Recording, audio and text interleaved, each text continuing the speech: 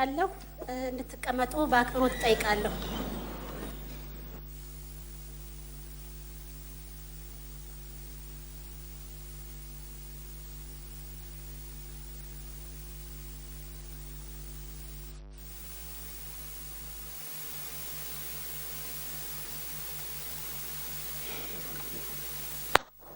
ይህ አምስተኛው የኢፌዴሪ የሕዝብ ተወካዮች ምክር ቤትና የፌዴሬሽን ምክር ቤት አምስተኛ ዓመት የስራ ዘመን አንደኛ የጋራ ስብሰባ ነው።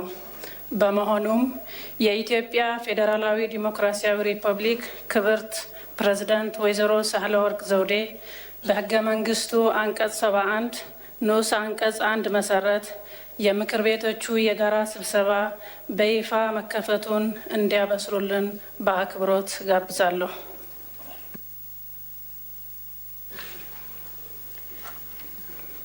አመሰግናለሁ። የተከበሩ የፌዴሬሽን ምክር ቤት አፈ ጉባኤ፣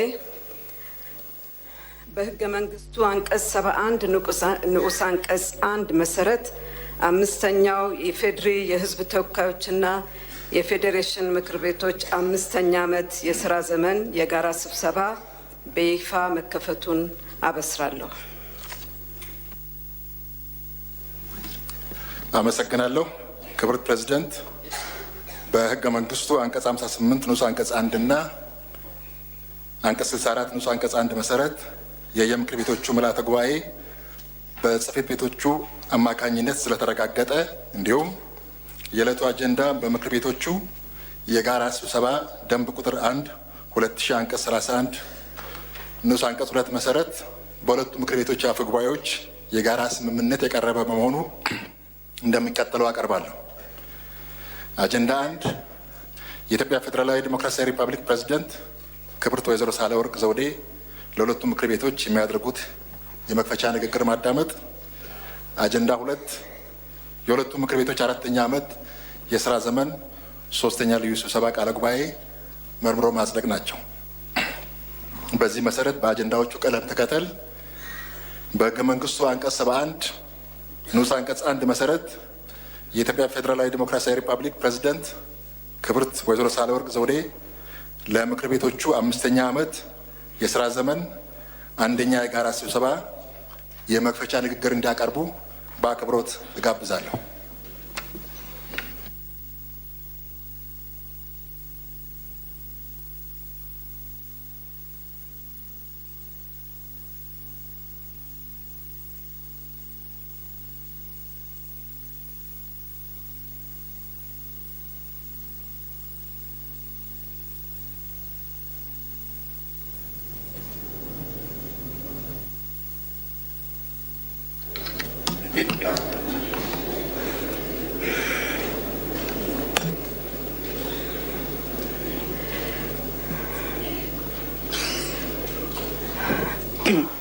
የተከበሩ አፈ ጉባኤ፣ የተከበራችሁ የሕዝብ ተወካዮችና የፌዴሬሽን ምክር ቤት አባላት፣ የተከበራችሁ የሀገራችን ሕዝቦች፣ ባለፈው ዓመት በሀገራችን የጀመርነው የለውጥ እንቅስቃሴ ዘርፈ ብዙና ሁሉን አቀፍ በሆነ መልኩ እንዲተገበር ጥረት ያደረግንበት ወቅት ነበር።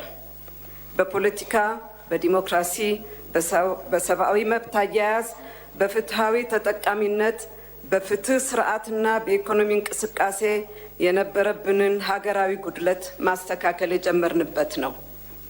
ይሁንና ጉድለቱን በተሟላ ያቃናንበት ደረጃ ላይ ገና አልደረስንም። አንዳንዶቹም በባህሪያቸው መዋቅራዊ በመሆናቸው ከአንድ ዓመት አለፍ የሚል ምክንያታዊ ጊዜን የሚጠይቁ ናቸው። 2012 ዓመተ ምህረት የለውጡን ጉዞ የተሻለ መሰረት የምናስይዝበት ይሆናል። እንደሚታወቀው የለውጡ ጉዞ በጠቅላይ ሚኒስትር አብይ አህመድ አነሳሽነት በመተግበር ላይ የሚገኘውን የመደመር እሳቤ መሰረት አድርጎ የሚጓዝ ነው። የመደመር እሳቤ ደግሞ በሶስት ዋነኛ ሀገራዊ ዓላማዎች ላይ የተመሰረተ ነው። እነርሱም በሀገሪቱ የነበሩ መልካም የሆኑ የፖለቲካና ኢኮኖሚ ድሎችን ጠብቆ ማስፋት፣ ባለፉት ዘመናት የተሰሩ ስህተቶችን ማረምና የመጪውን ትውልድ ፍላጎትና ጥቅም ማሳካት ናቸው። የእነዚህ ዓላማዎች ዋነኛው ማጠንጠኛ ሶስቱን ግቦች ለማሳካት መቻል ነው። እነሱም የኢትዮጵያን ሀገራዊ አንድነት ማስጠበቅ፣ የሕዝቧን ክብር ከፍ ማድረግና ብልጽግናን ማምጣት ናቸው። ኢትዮጵያ ዛሬ አልተጀመረችም። የሺህ ዓመታት ታሪክ ያላት ሀገር ነች። በዚህች ሀገር ታሪክ ውስጥ ያከማቸናቸውና ለዛሬና ለነገ ሊጠቅሙን የሚችሉ መነሻ ሀብቶች አሉ። ካከማቸናቸው ሀብቶችና ጸጋዎች መካከል ነፃነትን አስከብረን መኖራችን፣ የረዥም ዘመናት የታሪክና የቅርስ ሀብቶችን ማከማቸታችን፣ እርስ በርስ የተቆራኘ ህብረ ብሔራዊነትን መፍጠራችን፣ በውጭ ግንኙነት መስክ ያዳበርነው ተሰሚነታችን፣ በአፍሪካውያን እህቶቻችንና ወንድሞቻችን ዘንድ ያለን የነፃነት አጋርነት ታሪካችን፣ ባለፉት ቅርብ ዓመታት የገነባናቸው የመሰረተ ልማት ግንባታዎች፣ ያስመዘገብነው የኢኮኖሚ እድገት፣ እያዳበርነው የመጣነው ፌዴራላዊ ስርዓት ወዘተ መጥቀስ ይቻላል። እነዚህን ሀብቶቻችንን አካብተን ለዛሬና ለነገ ብልጽግናችን በመጠቀም የጀመርነውን ጉዞ አጠናክሮ መቀጠል ይገባል። ያለፍንባቸው የታሪክ ምዕራፎች መልካም ጸጋዎች እንዳሉት ሁሉ በርካታ ስህተቶችም አሉት። እኩልነትን፣ ፍትሃዊ ተጠቃሚነትን፣ የብሔር ብሔረሰቦች መብትን፣ አካታችነትን፣ የሰብአዊ መብት አያያዝን፣ የፍትህ ስርዓት መዛነፍን በተመለከተ የተፈጸሙ ስህተቶች አሉ። በቅርብ ታሪካችን እንኳን ልዩነቶቻችን ላይ የሰራነውን ያህል አንድነታችን ላይ አልሰራንም። የኢኮኖሚ እድገቱ ፍትሃዊ ተጠያቂነትን በሚገባው መልክ አላረጋገጠም። በሰብአዊ መብት አያያዛችንና በፖለቲካዊ መብቶቻችን ላይ ሰፊ ጉድለቶች ተመዝግበዋል። እነዚህ የተወዘፉ ዕዳዎቻችን ናቸው። ውዝፍ ስህተቶቻችንን ያለ ምህረት ማረም ይኖርብናል። እነዚህ መልካም ስራዎቻችንን ይዘን ያጋጠሙንንም ውዝፍ ዕዳዎች አርመን የምንጓዘው የመጪውን ትውልድ ፍላጎትና መጪውን ሁኔታ ብሩህ ለማድረግ ኢትዮጵያ በእርግጥም የሕዝቦቿ በተለይም የወጣቶቿ ሀገር ለማድረግ ሲባል ነው። ሀገር በትውልዶች ቅብብሎች የምትገነባ በመሆኗ እኛ በትናንቶቹ መሰረት ላይ እንደቆምነው ሁሉ እኛም ለቀጣዩ ትውልድ ከእኛ የተሻለ ስራ ሰርተን ማስረከብ አለብን። ነገ ከዛሬ መሻል የተሻለ መሆን አለበትና በያዝነው ዓመት የምናከናውናቸው ተግባራት ሁሉ በእነዚህ ዓላማዎችና ግቦች ላይ የሚያጠነጥኑ መሆናቸውን ማረጋገጥ፣ ግቦቹን ለማሳካት ያላቸውን ድርሻ መገምገም ይኖርብናል። ፖለቲካዊ፣ ኢኮኖሚያዊና ማህበራዊ እንቅስቃሴዎቻችን ሁሉ ቅኝቶቻቸው፣ ዓላማዎቻቸውና የሀገር ክብር ግቦቻቸውም የመደመር ግቦች መሆን ይጠበቅባቸዋል። የተከበሩ አፈ ጉባኤ፣ የተከበራችሁ የሕዝብ ተወካዮችና የፌዴሬሽን ምክር ቤት አባላት፣ የተከበራችሁ የሀገራችን ሕዝቦች፣ ከላይ በተጠቀሱት እሴቶች፣ ዓላማዎች እና ግቦች መሰረት የ2012 ዓ.ም ዋና ዋና የመንግስት ተግባራት በሚከተሉት አንኳር ጉዳዮች ላይ ያተኮረ ይሆናል። ሰላምና መረጋጋትን ማረጋገጥን በተመለከተ ከለውጡ ዋዜማ ጀምሮ ሀገራችንን ወጥረው ከያዟት ችግሮች አንዱ የውስጣዊ መረጋጋት እጦትና በየቦታው የሚከሰቱ የተለያየ ይዘት ያላቸው ግጭቶች መፈጠር ነው። ግጭቶቹን ተከትሎ የመጣው የውስጥ መፈናቀልም በታሪካችን ጥቁር ጠባሳ ጥሎ ያለፈ ምዕራፍ ሆኗል። በተመሳሳይ ዓመት አገራችን ከጎረቤት ሀገራት የተሰደዱትን ማስተናገዷን የቀጠለችውን ያህል በሚሊዮኖች የሚቆጠሩ ዜጎች በገዛ ሀገራቸው ተፈናቃይ የሆኑበትን አሳዛኝ የታሪክ ገጽ አልፈናል። ይሁን እንጂ የፌዴራልና የክልል መንግስታት ባለፈው አንድ ዓመት በጋራ ባደረጉት ርብርብ ከ2 ሚሊዮን በላይ የነበረው የውስጥ ተፈናቃዮች ቁጥር በአሁኑ ወቅት ከ100 ሺህ የማይዘል ሆኗል። እነርሱን ፈተን ይህንን አሳዛኝ ሁኔታ ወደ ታሪክነት ለመቀየር እየተሰራ ነው። በመልሶ ማስፈርና ዘላቂ መቋቋም መርሃ ግብር ወደ ቀያቸው የተመለሱ ዜጎቻችን ወደ ተሟላ መደበኛና የተረጋጋ ኑሮ የመመለስ ተግባር ይበልጥ ተጠናክሮ የሚቀጥል ይሆናል። መሰል ክስተቶች ዳግም እንዳይፈጠሩ መፍትሄ አምጪ ስራዎች ይከናወናሉ። የደህንነት ተቋማት ችግሮች ከመከሰታቸው በፊት ቀድመው የማነፍነፍ አቅማቸው እንዲያድግና ችግር ሲከሰትም በአጭር ጊዜ የማስቆም ብቃታቸው እንዲጎለብት የሚያስችሉ የአቅም ማሻሻያ ተግባራት ይሰራሉ። በዚህ ረገድ የፌዴራል ፖሊስ ብቁ አቅም እንዲኖረው ለማድረግ የተጀመረው የሪፎርም ጥናት ተጠናቆ ሙሉ በሙሉ ወደ ተግባር ይሸጋገራል። በሂደቱም የአመራርና የሕግ ማዕቀፎቹን በማሻሻል በአጭር ጊዜ በጠንካራ ዶክትሪን የሚመራ ጠንካራ የፌዴራል ፖሊስ ይኖረናል። የክልል ፖሊሶችም አቅማቸውን እንዲያጠናክሩ የሚያደርጉ ተግባራት ይከናወናሉ። እንዲሁም የመከላከያ ሰራዊታችን በሙያ አቅም የላቀ እንዲሆን እየተሰሩ ያሉ የሪፎርም ስራዎች ተጠናክረው ይቀጥላሉ። በአጠቃላይ በደህንነትና የጸጥታ ተቋማትን እንዲሁም የመከላከያ ሰራዊትን የህጋዊ ማዕቀፎችና አቅሞችን በማዳበርና በቴክኖሎጂ እንዲታገዝ በማድረግ አሁን በሀገራችን ያለውን አንጻራዊ ሰላም ወደ አስተማማኝ ሰላም ለማሳደግ በትኩረት ይሰራል። በቀጣይ ሀገራችን የምታስተናግዳቸውን ሀገራዊ ምርጫና ሌሎች ክስተቶች ሰላማዊ በሆነ መልኩ ለመፈጸም የሚያስችል አቅም ይፈጠራል። ከሰላም ግንባታ አኳያ ዋናው አቅጣጫ ህብረተሰቡንና የህብረተሰቡን ማህበራዊ እሴቶች ማዕከል ያደረጉ የዘላቂ ሰላም ግንባታ ተግባራትን መሰረት የሚያደርግ ነው። በርካታ የውይይት መድረኮች በቀጣይነትና በቋሚነት በህብረተሰቡ ደረጃ ለሚካሄዱ የሰላም ምክክሮች ከተለያዩ የህብረተሰብ አደረጃጀቶችና ባለድርሻ አካላት ጋር በመሆን በመቶ ሺዎች የሚቆጠሩ አመቻቾችን የማሰልጠን በርካታ ተግባራት ይከናወናሉ።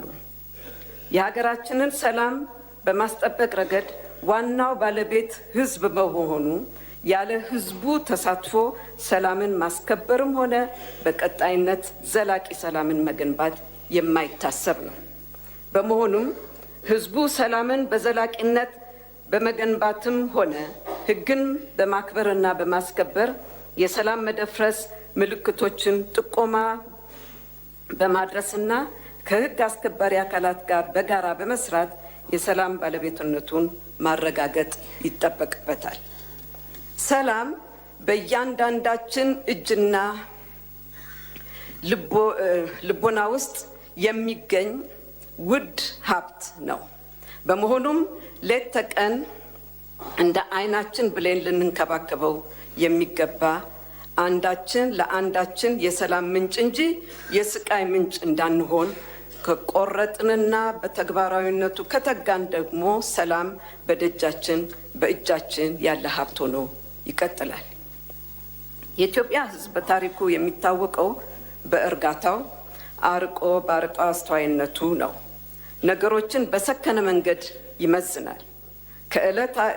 ከዕለት አልፎ ዘላቂውን አርቆ ያስባል። የሚሰማውንና የሚያዩን እየመዘነ ምርቱን ከገለባ ይለያል። ይህንን ታላቅ ሕዝብ እዚህም እዚያም የሚወረወሩ አሉባልታዎች ሊፈታተኑት አይገባም። ስሜት አርቆ አሳቢነትን፣ ግብታዊነት እርጋታን ሲተኩ ዝም ብሎ ማየት የለበትም። የሐሰት መረጃዎችን ሳይመዝኑ ማንሳትና ግብታዊ እርምጃዎችን መውሰድ የዚህ ታላቅ ሕዝብ መገለጫዎች እንዳይሆኑ ቆም ብሎ ማሰብ ይገባል።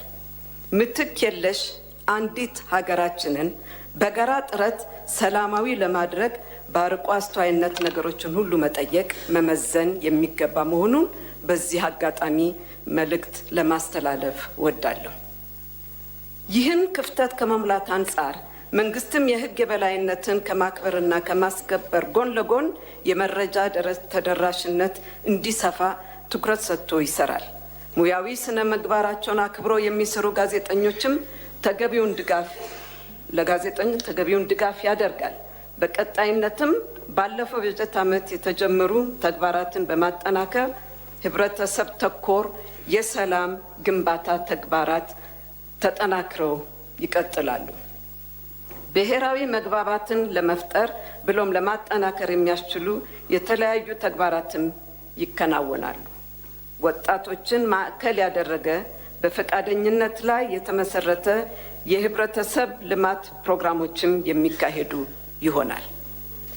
የተከበሩ አፈ ጉባኤ፣ የተከበራችሁ የህዝብ ተወካዮችና የፌዴሬሽን ምክር ቤት አባላት፣ የተከበራችሁ የሀገራችን ህዝቦች፣ የፖለቲካ ስርዓቱንና ዲሞክራሲን በተመለከተ ፖለቲካዊ መብቶችንና ተሳትፎን አስመልክቶ የምንከተለው መንገድ በመግባባት በመመካከርና በመተሳሰብ ላይ ያተኮረ የሀገርን አንድነት በሚያጠናክሩ እሴቶች የተቃኘ ይሆናል።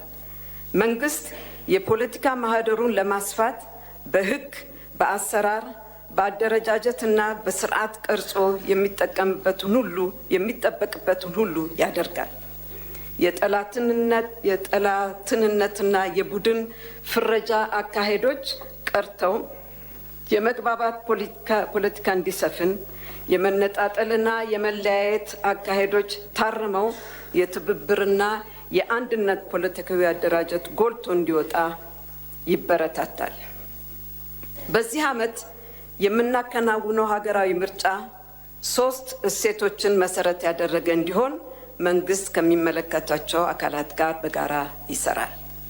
የምናካሂደው ምርጫ በተቻለ መጠን ባለፉት ምርጫዎች ያጋጠሙንን ግድፈቶች በሚያርም መልክ እንዲከናወን፣ ነፃና ዲሞክራሲ ሆኖ ተአማኒና ተቀባይነት ያለው እንዲሆን፣ በፖለቲካ ልሂቃንና የምልአተ ህዝቡን ተሳትፎ ያረጋገጠ እንዲሆን ይደረጋል።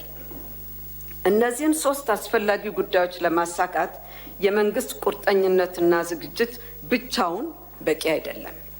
የኢትዮጵያ ህዝብ፣ የፖለቲካ ድርጅቶች፣ የሚዲያ ተቋማት፣ የልሂቃኑና የሲቪክ ድርጅቶች ቀናነት፣ ተሳትፎና ለአንድ ሀገራዊ ዓላማ መስራት ወሳኝ ነው። የዚህን ዓመት ምርጫ ካለፉት ምርጫዎች የተሻለ ዲሞክራሲያዊ ማድረግ ከቻል ቀጣዮቹ የፖለቲካ ሂደቶቻችን በጠንካራ መሰረት ላይ እንዲመሰረቱ ለማድረግ እድል እናገኛለን። መንግስት ምርጫው ያለፉ ግድፈቶችን በሚያርም መልክ እንዲከናወን ነፃና ዲሞክራሲያዊ፣ ተአማኒና ተቀባይነት ያለው እንዲሆን እንዲሁም የፖለቲካ ልሂቃንና መላው ህዝቡን ተሳትፎ ያረጋገጠ እንዲሆን ከመስራት ባሻገር ሂደቱን ለማሰናከልና ለማጠልሸት የሚከናወኑ ህገወጥ ተግባራትን በህግና በስርዓት የሚያስተካክል ይሆናል። ከሀገራዊ ምርጫው ባሻገር የሚከናወኑ የህዝብ ውሳኔ ሂደቶችም ከላይ ምርጫውን በተመለከተ የተቀመጡትን 3 እሴቶች መሰረት የሚከናወኑ ይሆናሉ። ህግና ስርዓት የሚያስከብሩ ተግባራትም በዚያው መልኩ ይካሄዳሉ። የተከበሩ አፈ ጉባኤ፣ የተከበራችሁ የህዝብ ተወካዮችና የፌዴሬሽን ምክር ቤት አባላት፣ የተከበራችሁ የሀገራችን ህዝቦች፣ የፍትህ ስርዓቱን በተመለከተ የዚህ ዓመት ትኩረታችን የፍርድ ቤት ማሻሻያዎችን ተግባራዊ በማድረግና ባለፉት ዓመታት እንዲሻሻሉ ጥያቄ ሲቀርብባቸው የነበሩ ህጎችን በማሻሻል ላይ ያተኮረ ይሆናል። የፍርድ ቤት ማሻሻያዎችን ለማከናወን የ3 ዓመታት መርሃ ግብር ተቀርጾ ወደ ተግባር የተገባ ሲሆን ይህ ዓመት የጀመርነውን አጠናክረን የምንቀጥልበት ይሆናል። በዚህም መሰረት በ3 ዘርፎች የሚከናወነው የፌዴራል ፍርድ ቤቶችና የዳኝነት ማሻሻያ እቅድ ተቀርጿል። ይህ ማሻሻያ የዳኝነት ነፃነት፣ ተጠያቂነትንና ግልጽነትን ማጠናከር፣ የፍትህ ተደራሽነትን ማስፋትና የህግ እውቀት እንዲዳብር ማድረግ እንዲሁም የዳኝነትን ውጤታማነትና ቅልጥፍና ማሻሻል የመርሃ ግብሩ ዋና ዋና ትኩረቶች ናቸው። የዳኝነት ነፃነት፣ ገለልተኝነትና ተጠያቂነትን ለማረጋገጥ በሚሰራው ማሻሻያ የዳኝነት አስተዳደር አዋጅ ማሻሻያ በማከናወን ፌዴራል ፍርድ ቤቶች ራሳቸውን የማስተዳደር አቅም ማጎልበት፣ የፌዴራል ዳኞችን ስነ ምግባርና ዲሲፕሊን ደንብ ማጽደቅ፣ በደንቡ ላይ ስልጠና መስጠትና ተግባራዊ ማድረግ ላይ ትኩረት ይደረጋል። በተጨማሪም የዳኞች አመቺ የስራ ሁኔታ እንዲመቻች አስፈላጊ እርምጃዎችን መውሰድ፣ ዳኞች ሙያዊና ተጨማሪ ክህሎቶች የሚያገኙበትን ተከታታይ ስልታዊ ስልጠናዎች ማካሄድ፣ ከባለድርሻ አካላት ጋር የመገናኛና የግንዛቤ የመፍጠሪያ መድረኮችን ማዘጋጀት እንዲሁም የዳኞችን ነፃነትና ተጠያቂነት ያገናዘበ የዳኞች ምዘና ስርዓት ዘርግቶ ተግባራዊ ማድረግን ይጠይቃል። ውጤታማና ቀልጣፋ የዳኝነት አገልግሎት አሰጣጥን ለማጠናከር በተያዘው እቅድ ደግሞ የፌዴራል ፍርድ ቤቶችን አደረጃጀትና ስልጣን የሚወስኑ አዋጆችን ማሻሻያ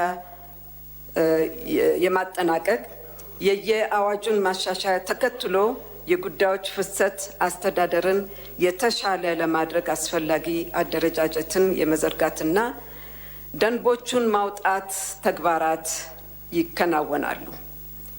ህዝቡ ወደ ፍርድ ቤቶች የሚያቀርበውን ከፍተኛ የአገልግሎት ጥያቄ ለመመለስ የሚያስችል በአመት እስከ 250 ሺህ መዛግብት ለማስተናገድ የሚያስችል አወቃቀር መፍጠር፣ የጉዳዮች ፍሰት አስተዳደር መምሪያ፣ የቁጥጥርና የክትትል ክፍሎችን በየደረጃው ባሉ ፍርድ ቤቶች ማቋቋምና ማደራጀት፣ ዘመናዊ የመረጃ ስርዓትን ማጠናከር፣ የዳኝነት አገልግሎት ስራ ደጋፊ የሆኑትን የአስተዳደር አካላት ውጤታማነት ማረጋገጥ ዋነኞቹ ትኩረቶች ይሆናሉ።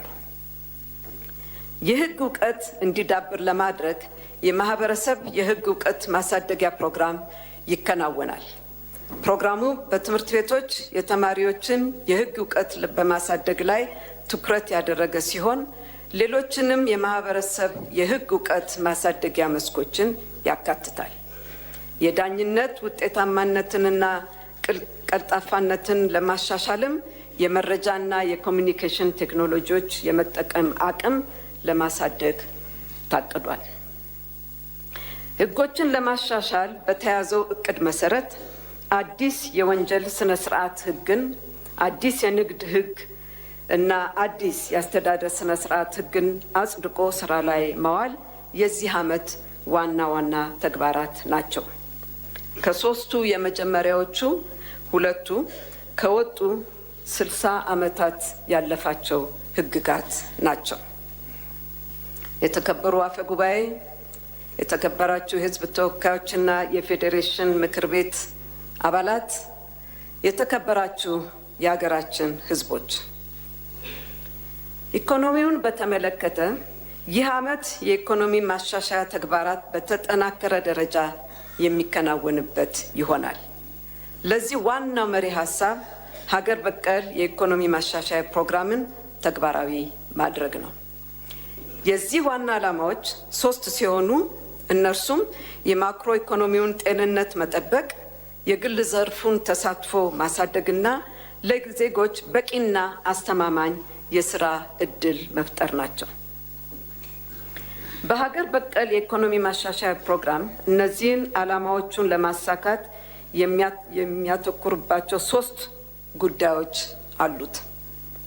የመጀመሪያው የማክሮ ኢኮኖሚ መዛባትን ማስተካከል ሲሆን፣ ሁለተኛው ደግሞ ኢኮኖሚ መዋቅሮችን ማሻሻል ነው። የኢኮኖሚ መዋቅር ማሻሻያ ፕሮግራሙ የኢንቨስትመንት ከባቢ ሁኔታን፣ የኃይል አቅርቦትን፣ የቴሌኮም ዘርፍን ማሻሻልንና የሎጂስቲክስ ስርዓትን ማቀላጠፍን ያካትታል። ሶስተኛው የማሻሻያ ፕሮግራሙ ትኩረት ደግሞ የኢኮኖሚ ዘርፍ ማሻሻያ ነው። እርሱም የግብርና ምርታማነትን፣ የአምራች ዘርፉንና የቱሪዝም ዘርፍን ለማሻሻል እንዲሁም የሚያስገኘውን የውጭ ምንዛሪ ሀብት ለማስፋት የአገልግሎት ዘርፉን ለማቀላጠፍ ትኩረት ይሰጣል። ከኢኮኖሚ ማሻሻያ ፕሮግራሙ ጋር አብሮ የሚሄደው የንግድ አሰራር የማሳለጫ መንገዱን ማቀላጠፍ ሲሆን ሀገራችንን ለቢዝነስ እንቅስቃሴ ተመራጭ ስፍራ እንድትሆን ያለመ ነው። በየተቋማቱ በሕግና በአሰራር ያሉ እንቅፋቶችን ማስተካከል፣ አካሄዱን በቴክኖሎጂ ማዘመን፣ የሰው ኃይሉን ብቃት መጨመርና በተለያዩ ተቋማት የተበታተኑ አሰራሮችን ለቅልጥፍና በሚያመች መልኩ ማሰባሰብ በዋናነት ትኩረት የሚደረግባቸው ናቸው። በጠቅላይ ሚኒስትሩ የሚመራ የስራ ፈጠራ ብሔራዊ ኮሚቴ የተቋቋመ ሲሆን የተጀመረው በሀገር ውስጥና በውጭ ሀገር ለወጣቶች የስራ እድሎችን የማመቻቸትና የማፈላለግ ተግባራት ይበልጥ ተጠናክረው የሚቀጥሉ ይሆናል። ወጣቶቻችን ለስራ ዲሲፕሊን የሚበቃቸውን ስልጠና ወስደው ተወዳዳሪና ብቁ ሆነው እንዲሰማሩም ይደረጋል። በ2011 በጀት ዓመት የማክሮ ኢኮኖሚውን ከማቃናት አንጻር የተጀመሩ የተጠናከረ የገቢ ማሰባሰብ ስራ፣ ከተለያዩ ምንጮች ለልማታችን የሚያግዝ የውጭ ምንዛሬ የማሰባሰብ ተግባር፣ የውጭ ብድር ጫናን ለማቃለል የዕዳ ማሸጋሸግ ድርድር ስራዎችና የኤክስፖርት ገቢያችንን በ2012 የማጠናከር ጥረት የበለጠ ተጠናክሮ የሚቀጥል ይሆናል። በያዝነው የበጀት ዓመት የተመረጡ የመንግስት የልማት ድርጅቶችን በከፊል ወይንም በሙሉ ወደ ግል የማዛወሩ እንዲሁም በመንግስትና በግሉ ዘርፍ አጋርነት የሚሰሩ ፕሮጀክቶች የመተግበሩ ስራ ተጠናክሮ ይቀጥላል። በቴሌኮም ሴክተር እንዲሁም በስኳር ኮርፖሬሽን ስር የሚገኙ የተወሰኑ ኩባንያዎቻችንና ፕሮጀክቶች በዚህ ዓመት በከፊል ወይንም በሙሉ ወደ ግል የሚዛወሩ ይሆናል። በ2012 በጀት ዓመት በከፍተኛ ደረጃ ትኩረት የሚሰጠው ጉዳይ የህገወጥ ንግድን መልክ የማስያዝ ስራ ነው። በዚህ ረገድ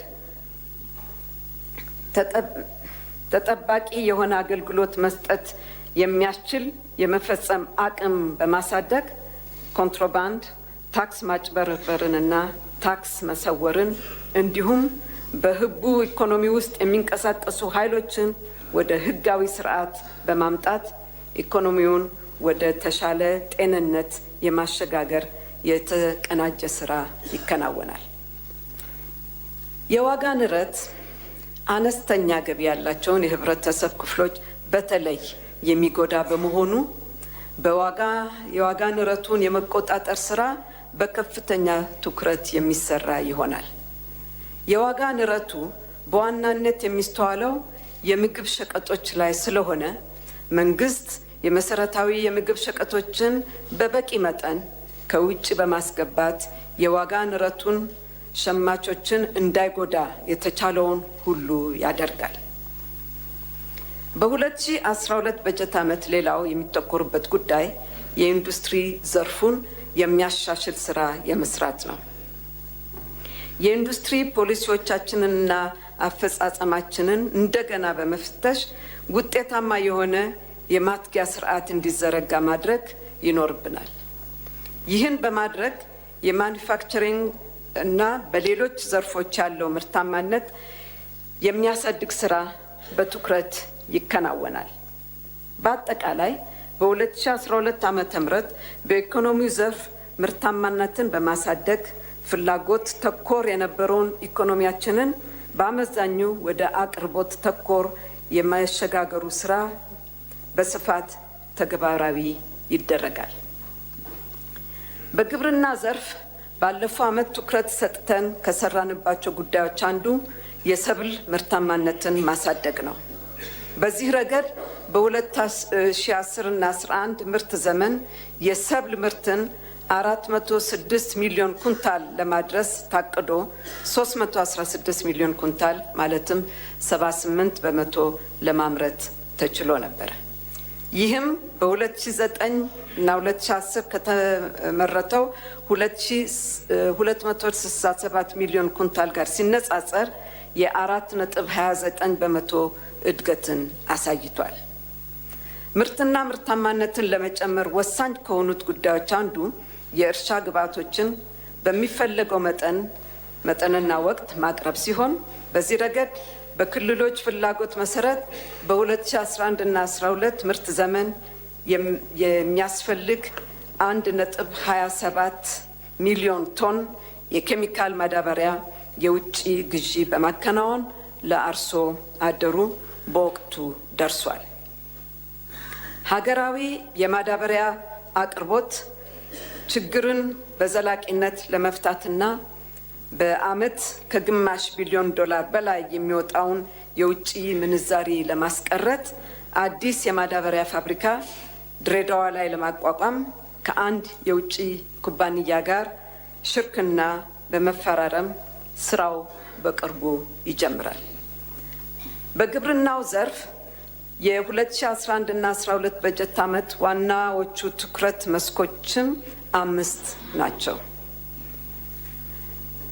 እነርሱም የገበያ መር ግብርና ልማት ማስፋፋት፣ የሰብልና የእንስሳትን የግብርና ምርቶች የውጭ ንግድ አቅርቦትና ግብይትን ማጠናከር፣ ከውጭ የሚገቡ የግብርና ምርቶች በተለይም የስንዴ ምርትን በሀገር ውስጥ መተካት፣ በተለይም የስንዴ ምርት የ5 ቢሊዮን ሀገራዊ ችግኝ ተከላ መርሃ ግብርን ማስተባበርና ግብርናችንን ለማዘመን መስኖና የግብርና ሜካናይዜሽን ማስፋፋት ናቸው።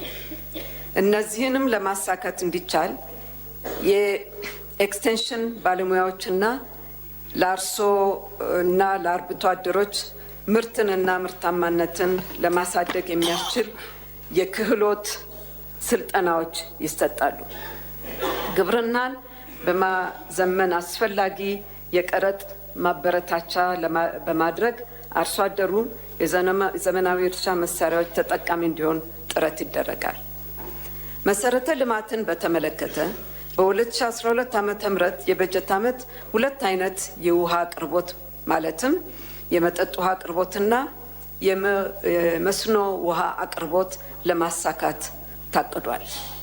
የመጠጥ ውሃ አቅርቦትን በተመለከተ በገጠርና በከተማ ለማስፋፋት እቅድ ተይዟል። በገጠር ወደ 50 ሺህ የሚጠጉ አዳዲስ የውሃ ተቋማት ግንባታና ከ13 ሺህ በላይ የማይሰሩ ተቋማትን መልሶ የማቋቋም ስራ ይከናወናል። በከተማ ደግሞ 60 የመጠጥ ውሃ ተቋማት ጥናቶችን፣ 60 አዳዲስ ግንባታዎችንና 30 የመልሶ ማቋቋም ስራዎችን ለማካሄድ ታቅዷል። በተመሳሳይም በድርቅ በሚጠቁ አካባቢዎች የመጠጥ ውሃ አቅርቦት እንዲኖር ለማድረግ እንደ ሰቆጣ ቃል ኪዳን ፕሮግራም በመሳሰሉት ላይ የመጠጥ ውሃ አቅርቦትን ለማሳካት እቅድ ተይዟል። ከውሃ ጋር በተያያዘ ሌላው ትኩረት የመስኖ ውሃ አቅርቦት ነው። ቀደም ብለው የተጀመሩት እንደ ረብና ጊዳቦ ግድቦች ግንባታቸው የተጠናቀቀ ሲሆን የዛሪማሜ፣ አርጆ ደዴሳ እና መገጭ ግድቦች ግንባታ እየተካሄደ ይገኛል። የመስኖ ስራ በከፍተኛ ከሚሰራበት መጠን ወረድ ብሎ በአነስተኛ ደረጃ በብዛት እንዲከናወን ማስቻል አንዱ የመንግስት ትኩረት ነው። በአነስተኛ ደረጃ ግን በብዛት እንዲከናወን የታሰበው የመስኖ ስራ ዓላማው 2 ነው። የስራ እድል ለመፍጠርና ምርታማነትን ለማሳደግ። በዚህ መሰረት ተግባሩ በተጀመረባቸው 3 ክልሎች በሺዎች የሚቆጠሩ ወጣቶችን ማሰማራት የተጀመረ ሲሆን በቀጣይም በሁሉም ክልሎች ተጠናክሮ ይቀጥላል። በአጠቃላይ 34 ፕሮጀክቶች በተለያየ ደረጃ የሚጀመሩ ሲሆን በመላ ሀገሪቱ 12,000 የተማሩ ወጣቶችን የሚይዝ የመስኖ ልማትና የመስኖ ልማት አቅም ግንባታ ተግባራዊ ይደረጋል። መልማት የሚችል ሰፊ ለም መሬት፣ መስራት የሚችል የሰው ኃይልና ለሌላም የሚተርፍ የውሃ ሀብት ይዘን ስንዴ ከውጭ እያስገባን ያለንበትን ሁኔታ ለማስቀረት የመስኖ ልማት ከፍተኛ ሚና የሚጫወት በመሆኑ በሰፊው ትኩረት ይደረግበታል። እንዲሁም ከአርብቶ አደር አንጻር የተጀመሩ ልማቶችን አጠናክሮ በመቀጠል የቆላማ አካባቢያችን አደጋ የመቋቋም አቅም የመገንባት ተግባራት ይከናወናሉ። የኃይል አቅርቦትን በተመለከተ መላው ሕይወታችንን የተቀላጠፈ በማድረግ በምርታማነት ላይ ያለውን ሰፊ አዎንታዊ ሚና ግምት ውስጥ በማስገባት ኃይል ተደራሽነትና አለመቆራረጥ ላይ ከፍተኛ ርብርብ ይደረጋል። በዚህም ታላቁ የህዳሴ ግድብን ጨምሮ በግንባታ ላይ ያሉ የኃይል ማመንጫ ፕሮጀክቶች ግንባታቸው እንዲፋጠን ይደረጋል። በተጨማሪም በመንግስትና በግል አጋርነት የሚሰሩት 10 ፕሮጀክቶች ስራቸው ይጀመራል። የኤሌክትሪክ መሰረተ ልማቱን ከማስፋትና ተደራሽነትን ከማሳደግ አኳያ በ405 የገጠር ቀበሌዎችና መንደሮች 1 ሚሊዮን ደንበኞች የኤሌክትሪክ አገልግሎት ተጠቃሚ ለማድረግ ታቅዷል። የኃይል መቆራረጥን ለመቀነስ በተሻሉ የቴክኖሎጂ መፍትሄዎች እንዲተዳደር ማድረግን ጨምሮ የመስመር ማሻሻያዎች፣ የትራንስፎርመሮችና የቆጣሪዎች ምርመራና ማሻሻያዎች በሰፊው ይሰራሉ። የኢንፎርሜሽንና ኮሚኒኬሽን ቴክኖሎጂን በተመለከተ በዓለም ላይ ካለው ሀብት ከ65 በመቶ በላይ የሚሆነው የሚመነጨው ከአገልግሎት ዘርፍ ሆኗል። በሀገራችን ከአገልግሎት ዘርፉ የሚመነጨውን ኢኮኖሚ ለማሳደግና በቴክኖሎጂ እንዲመራ ለማድረግ የተለያዩ ስራዎች በመሰራት ላይ ይገኛሉ። አስፈላጊ የህግ ማዕቀፎች የጸደቁና በመጽደቅ ሂደት ላይ ያሉ በመሆናቸው በያዝነው ዓመት በርካታ የኢኮመርስ ጥረቶች ፍሬ የሚያፈሩበት ይሆናል። ቁልፍ የመንግስት አገልግሎት የሚሰጥባቸው ማዕከላትን በተሻለ የኢንፎርሜሽንና ኮሚኒኬሽን መሰረተ ልማትን የሚያስተሳስር እንዲሁም ለ14 ዓመታት በስራ ላይ ያለውን የወረዳ ኔት መሰረተ ልማት የሚያዘምንና የመንግስትን ዲጂታል ስርዓት አስተዳደር ተጠቃሚነትን በእጅጉ የሚያሻሽል የሀገር አቀፍ አይሲቲ አውታር ፕሮጀክት ዝግጅት ተጠናቆ የግል ዘርፍ በሚሳተፍበት መልኩ እየተሰራ ይገኛል። ይህ መሰረተ ልማት በዘንድሮ የበጀት ዓመት ሲተገበር በአጠቃላይ በመንግስት መስሪያ ቤቶች የሚሰጡ አገልግሎቶች የጊዜን የሀብትንና የሰው ኃይል ብክነትን ከመቀነስ አኳያ ብዙ ጥቅም እንደሚያስገኝ ይጠበቃል። የመጀመሪያው የኢትዮጵያ ሳተላይት በያዝነው ዓመት በታህሳስ ወር በቻይና ከሚገኝ የማምጠቂያ ማዕከል ወደ ጠፈር የሚላክ ሲሆን ይህ ሳተላይት ለግብርና፣ ለደን ልማትና ለአካባቢ ጥበቃ አገልግሎት የሚያስፈልጉትን የሳተላይት መረጃዎች ለመቀበል ይውላል። ይህንን ሳተላይት በራሳችን ባለሙያዎች የምንቆጣጠርበት ጣቢያም እንጦጦ በሚገኘው የስፔስ ሳይንስና ቴክኖሎጂ ኢንስቲትዩት ግቢ ተገንብቶ በመጠናቀቅ ላይ ይገኛል። የኢንፎርሜሽንና ኮሚኒኬሽን ቴክኖሎጂ እድገት የጀርባ አጥንት ዘመናዊና ብቁ ተቋማትን መያዝ በመሆኑ ኢትዮ ቴሌኮም የተሰማራበትን ዘርፍ ብቁና ተወዳዳሪ እንዲሆን ማድረግ ቅድሚያ የሚሰጠው ነው።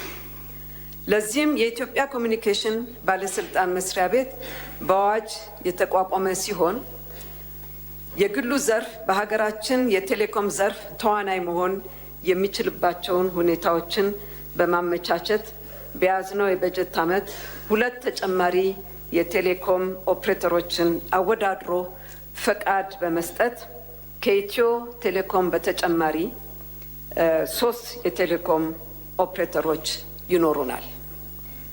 ከኢትዮ ቴሌኮም ጋር 3 የቴሌኮም ኦፕሬተሮች ይኖሩናል። የተከበሩ አፈ ጉባኤ፣ የተከበራችሁ የሕዝብ ተወካዮችና የፌዴሬሽን ምክር ቤት አባላት፣ የተከበራችሁ የሀገራችን ሕዝቦች 2012 ዓ.ም አዲሱን የትምህርት ስርዓት ተግባራዊ ማድረግ የሚጀመርበት ዓመት ነው። የአዲሱ ስርዓተ ትምህርት ዋና ዓላማዎቹ ትምህርትን በሁሉም መስክ ማዳረስ እንዲሁም የትምህርትን ጥራትና ብቃት መጨመር ናቸው። ትምህርትን ለማዳረስ የምንሰራው ስራ ጥራትና ብቃቱን የሚቀንስ መሆን የለበትም።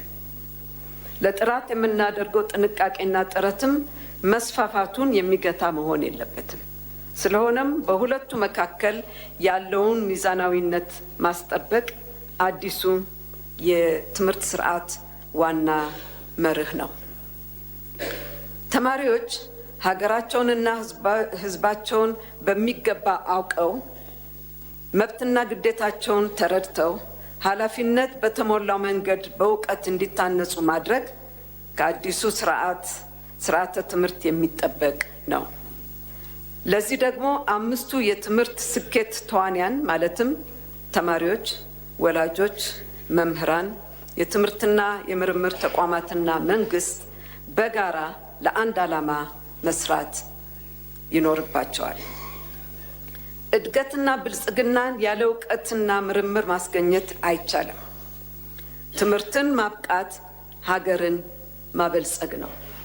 መንግስት ለትምህርት ስርዓቱ ስኬት በተቋም ግንባታ፣ በትምህርት መሳሪያዎች አቅርቦት፣ በበጎ ፈቃድ አገልግሎት፣ በሰው ኃይል ስልጠና የሚደረጉ የትምህርት ስርዓቱ ተዋንያንን በሚችለው ሁሉ ያበረታታል፣ ይደግፋል።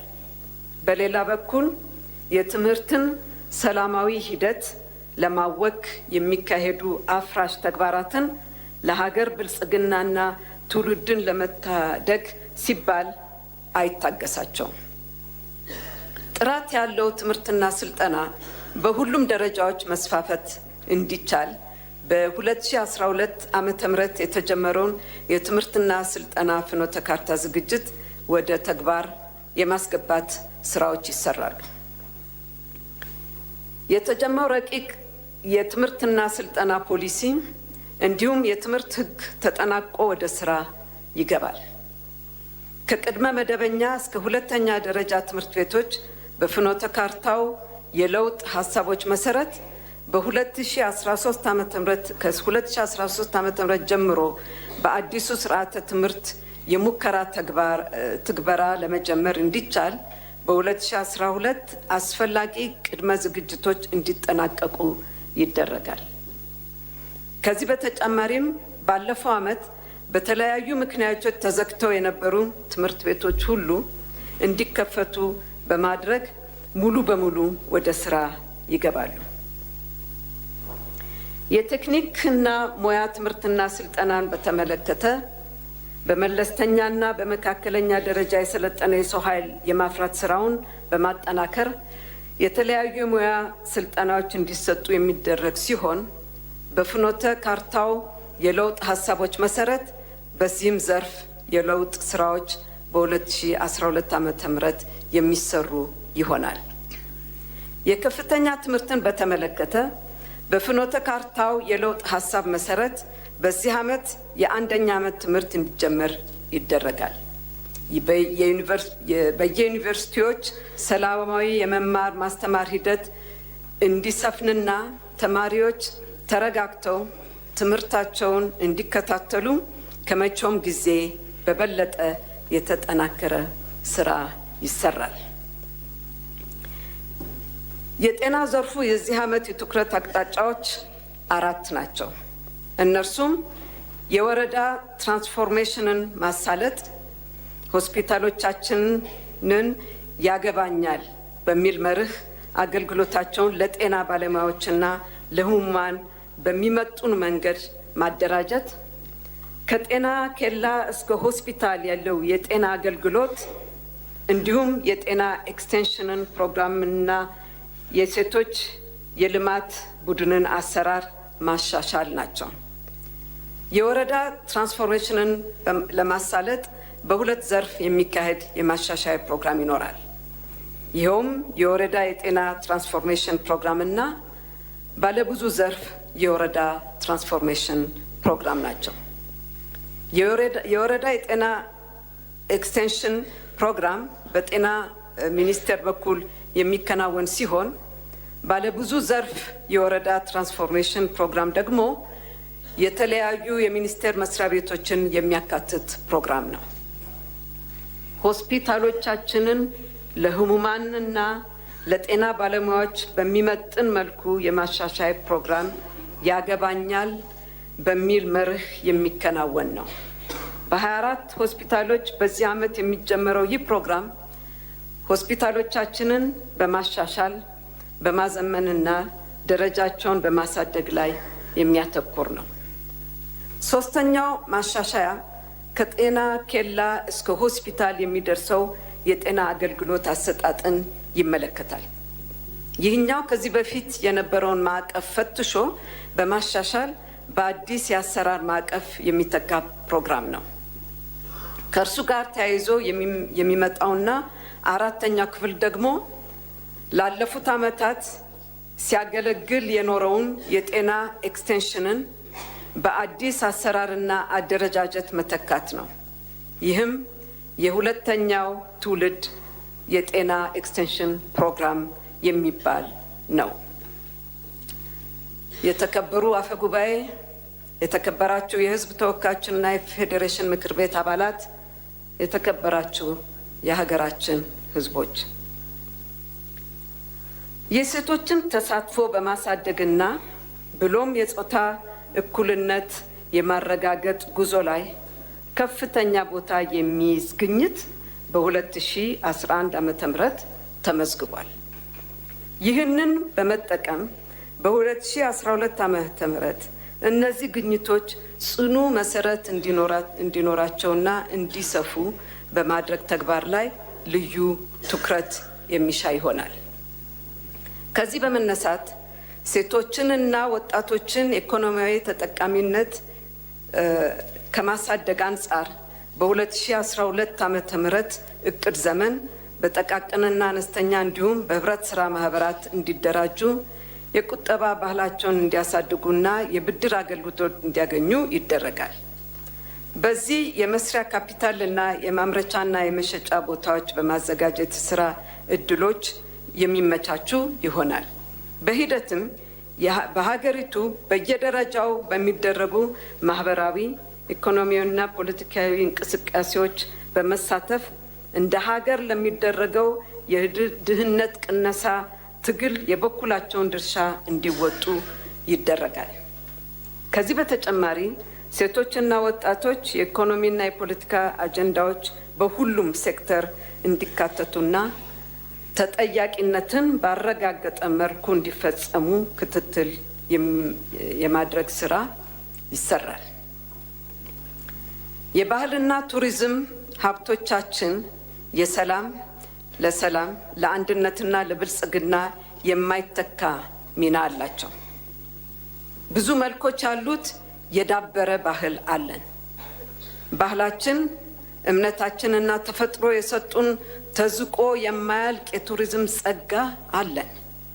እነዚህን የባህልና የቱሪዝም ሀብቶቻችንን ለሕዝባችን አንድነትና ሰላም፣ ለሀገራችን ኢኮኖሚ በሚገባ መጠቀም አለብን።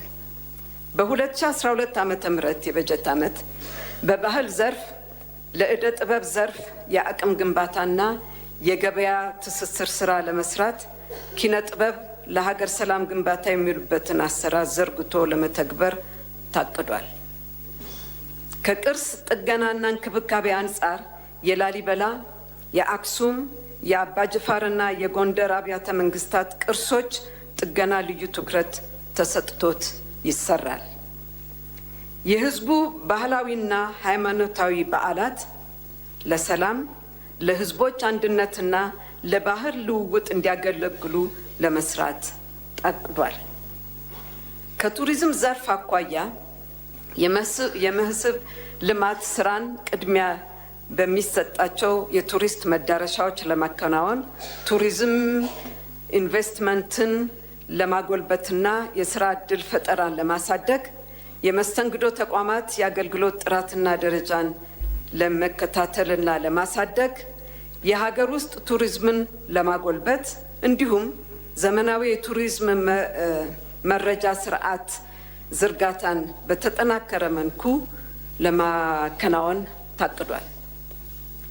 በስፖርት ዘርፍ መንግስታዊና ህዝባዊ የስፖርት አደረጃጀቶችን በማጠናከር ስፖርቱን በብቃት እንዲመሩ ለማስቻል የማህበረሰብ አቀፍ ስፖርትን ወይንም ማስ ስፖርትን ለማስፋፋት የስፖርት ማዘውተሪያ ስፍራዎችን ለማስፋፋትና ያሉትንም ህጋዊ ጥበቃ እንዲደረግላቸው ለማድረግ ስፖርታዊ ጨዋታንና ሰላማዊ ውድድር የሚረጋገጥበትን ሁኔታ ለይቶ ለመስራት ትኩረት ተሰጥቶታል። በተለይም በስፖርት ሜዳዎች እየተስተዋለ ያለውን ህገወጥነት ከሚመለከታቸው አካላት ጋር በጋራ በመስራትና ህግን በአጽንኦት በማስከበር የስፖርታዊ ጨዋነት መጓደልን ከሜዳዎቻችን ላይ ለማጥፋት ታቅዷል። የተከበሩ አፈ ጉባኤ፣ የተከበራችሁ የህዝብ ተወካዮችና የፌዴሬሽን ምክር ቤት አባላት፣ የተከበራችሁ የሀገራችን ህዝቦች፣ በውጭ ግንኙነትና ዲፕሎማሲ ባለፈው 1 ዓመት በርካታ ስኬቶች ተመዝግበዋል። ዜጋ ተኮር ዲፕሎማሲን በመከተላችን በተለያዩ ሀገራት በእስርና በእንግልት ላይ የነበሩ ከ90 ሺህ በላይ ዜጎቻችን ወደ ሀገራቸው ተመልሰዋል። ከተለያዩ ሀገራት ጋር የስራ ስምሪት ስምምነቶችን መደራደርና ከተወሰኑት ጋር ስምምነትን ማጠናቀቅ ተችሏል። ከኤርትራ ጋር የዲፕሎማሲ ግንኙነትና የአየር ትራንስፖርት ያስጀመር ሲሆን ያለን ግንኙነት በህጋዊ ማዕቀፎች እንዲመራ ለማድረግ ድርድርና ውይይት እየተደረገ ይገኛል። ከጎረቤት ሀገራትና ከሌሎች የአፍሪካ ሀገራት ጋር ቀስ በቀስ እያደገ የመጣው ኢኮኖሚያዊ ጥምረት ለመፍጠር የሚያግዙ የነፃ የንግድ ቀጠና ስምምነቶችና ያለ ቪዛ ወደ ሀገር ውስጥ መግባትን በመፍቀድ እርምጃዎችን እየተወሰዱ ነው። በሁለትዮሽና በባለ ብዙ ወገን ግንኙነት መስኮች በርካታ ስራዎች የተሰሩ ሲሆን በዚህም ግንኙነቱን የማጥበቅ ከአዳዲስ ሀገራት ጋር ደግሞ ዲፕሎማሲያዊ ጥረት ለመጀመር ተችሏል።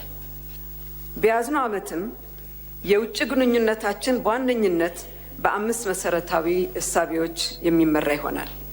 እነዚህም ከዚህ በፊት በውጭ ግንኙነት ዘርፍ ያገኘነውን መልካም ውጤት የማሳደግ፣ የመግባባትና ትብብር መርህ ላይ መመስረት፣ ብሔራዊ ጥቅምን ማስጠበቅ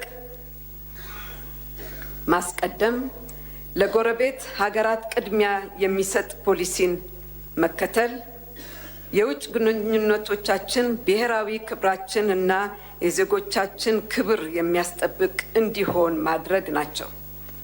ይህን እውን ለማድረግም ጠንካራ አስፈጻሚ ተቋም፣ ብቁ ባለሙያዎችና የሁሉም ዜጎች ተሳትፎ ለማሳደግ ሰፊ ስራዎች ይሰራሉ። የውጭ ግንኙነት መርሃችን ፉክክርንና ትብብርን በማከለ መልኩ እንዲከናወን ታስቧል። በ21ኛው ክፍለ ዘመን ተወዳዳሪ ብቻ ሳይሆን አሸናፊ ሆኖ መውጣትም ያስፈልጋል። ለዚህ ደግሞ የውጭ ግንኙነታችን በውስጥ ጥንካሬያችን ላይ ይወሰናል። ጠንካራ አንድነት፣ ጠንካራ ኢኮኖሚ፣ ጠንካራ የፖለቲካ ስርዓትና ጠንካራ የመከላከያ ኃይል ሲኖረን የውጭ ግንኙነታችንም በዚያው ልክ ጠንካራ ይሆናል። በዓለም አቀፍ መስኮች ተፎካካሪ ኃይል ሆነን ለመወጣትም እንችላለን።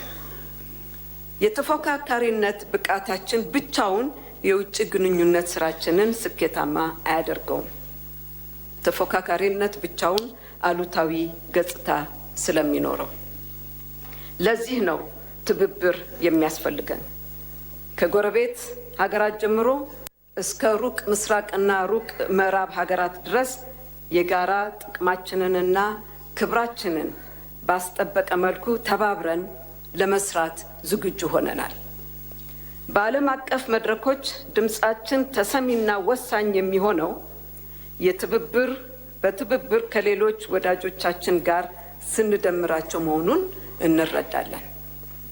በአጠቃላይ በ2012 ዓመተ ምህረት የፖለቲካ የዲሞክራሲና የፍትህ ማሻሻያዎቻችንን ስር የምናስይዝበት ሀገራዊ አንድነታችንንና ሰላማችንን የምናስጠናክርበት የህግ ማስከበር ስራዎቻችንን መሬት የምናወርድበት የዜጎቻችንን ክብርና ብሔራዊ ክብራችንን የምናስጠብቅበት የኢኮኖሚ ማሻሻያዎቻችንን በመተግበር ፍሬ ማፍራት የምንጀምርበት የጾታ እኩልነትና የወጣቶች ተሳትፎን የምናሳድግበት በባህል በቱሪዝምና በማህበራዊ ዘርፎች የያዝናቸውን ህዝብ ተኮር ፕሮግራሞቻችንን የምንተገብርበት በጀት ዓመት ይሆናል። ያለፉት ስህተቶቻችን በማረም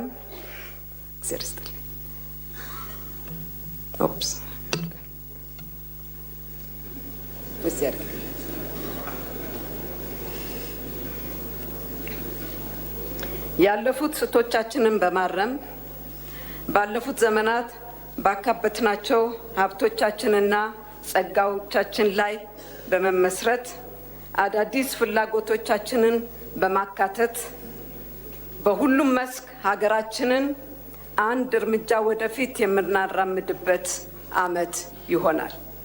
ከፊታችን የሚጠብቁንን ታላላቅ ሀገራዊ ክስተቶች በሰላም፣ በአንድነት፣ በጨዋነትና በብቃት በመፈጸም የኢትዮጵያን ታላቅነት የምናስመሰክርበት ዓመት ይሆናል። ለዚህ ደግሞ ከልሂቅ እስከ ደቂቅ የሁላችንንም የነቃና የበቃ ተሳትፎ ይፈለጋል። በሀገራችን ከመጣው ለውጥ ሂደት ጋር በተያያዘ የኢትዮጵያውያንን ብቻ ሳይሆን የዓለም አቀፍ ማህበረሰቡን ይሁንታ የተገኘባቸው እመርታዎችን ያገኘነውን ያህል የምር ትኩረት ሰጥተን መነጋገር የሚገባን ጉዳዮች ይኖራሉ። ይህም ነገ የሁላችንም የእኩል ቤት የሆነች ሀገር ለመፍጠር ላለን ፍላጎትና ለያዝነው ቁርጠኝነት ከፍተኛ ጉልበት የሚያጎናጽፈን ይሆናል። በምናያቸውና በምንሰማቸው አስደሳች ነገሮች እንደምንደሰተው ሁሉ በዚህ ሀገር የሚሆነውን ክፉ ተግባር መጠየፍ ተመልሶም እንዳይደገም አስተዋጽኦ ማበርከት የፍላጎት ጉዳይ ሳይሆን የግድ ልንሳተፍበት የሚገባ የሀገር ግንባታ ጉዞ መሆን ይኖርበታል። ቢያንስ የሀገራችን ሰላምና መረጋጋት የሁላችንም ራስ ምታት መሆን አለበት። አልፎ ያጅነት ማለትም በሁሉም ነገር አይመለከተኝም ብሎ ማሰብ፣ እንግድነት፣ ባይተዋርነት እና ምን አገባኝነት ለሀገር እድገት አይበጁም። ችግር ሲከሰት ሁላችንንም አይምርም። የሚሻለው በባለቤትነት ስሜት በተነሳሽነት መስራት ነው። ማንም አያገባኝም ሊል ማንም ባይተዋር ሊሆን አይገባውም። የአንዱ ህመም ሌላውንም ሊሰማው ይገባል። ይህ ኢትዮጵያን አባቶቻችንና እናቶቻችን ያስተማሩን የሰብአዊነት የመደጋገፍ እና ችግርን በደቦ የማሸነፍ መልካም እሴቶች ናቸው። ሁላችንም የሀገራችን ባለቤቶች ነን።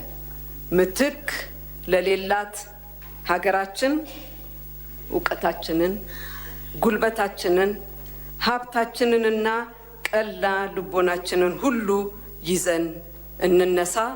አመሰግናለሁ።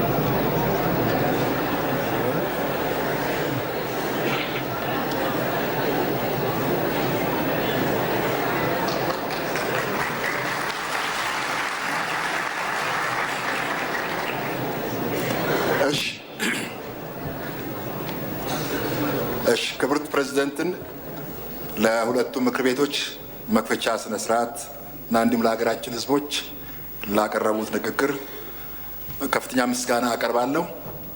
በመቀጠል ስብሰባችን የሚቀጥለው ነው። አጀንዳ ሁለተኛ አጀንዳ ስላለ የሚቀጥለው ነው። ክብርት ፕሬዝደንትና ክቡር ጠቅላይ ሚኒስትርን ከመቀመጫችን ተነስተን እንድናሰናብታቸው ጠይቃለሁ።